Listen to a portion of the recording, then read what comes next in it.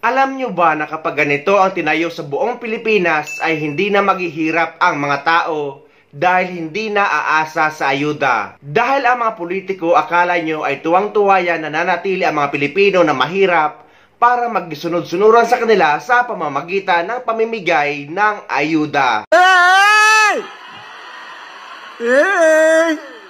Pero kapag ganito ang ginawa at itayo sa buong Pilipinas, na di hamak nga na mas malaki ang Pilipinas kaysa sa bansang Taiwan, ay uunlad rin ang bansa natin kagaya sa kanila. Nasa 20,000 na trabaho ang magbubukas para sa mga Pilipino sa pagtatayo ng bagong steel manufacturing plant sa Maasim City, Sarangani. Sa ikalawang quarter ng taon, inaasahang sisimula ng Chinese company na Panhua Group ang unang yugto ng konstruksyon ng nasabing planta ng bakal, kung saan nasa 6,000 Filipinos ang unang makikinabang sa proyekto.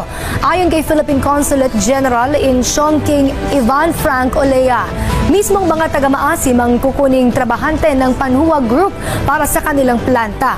Aniya, malaking tulong ito sa ekonomiya ng bansa at mapapalakas sa ugnayang Pilipino-Sino. Sa aabot sa $3.5 ang kabuuang halaga ng nasabing proyekto at oras na matapos, inaasahang nasa 10 million tons ng mga produktong bakal ang maipoproduce kada taon. Ang problema lang dito ay laging China o kumpanya ng China ang nangunguna. Nagpapadeport nga sila ng mga Chinese, pero bakit kumpanya pa rin ng China ang ilalagay sa Pilipinas? Pero wala naman yan kung sa kaninong lahi ang itatayong kumpanya sa Pilipinas. Basta gagawa ito ng mga trabaho ay okay na okay yan. Kaysa naman iasa o aasa ang mga tao sa ayuda na hindi nyo naman alam kung hanggang kailan. Actually, kung hindi naman kurap ang gobyerno natin at hindi nababayaran ang batas natin sa Pilipinas, ay aasenso ang bansa natin.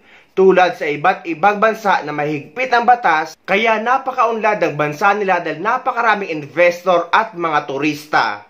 Hindi kagaya sa Pilipinas na puro patayan at mga ginagahasang bata. Naniniwala ako na may pag-asa pang umunlad ang Pilipinas.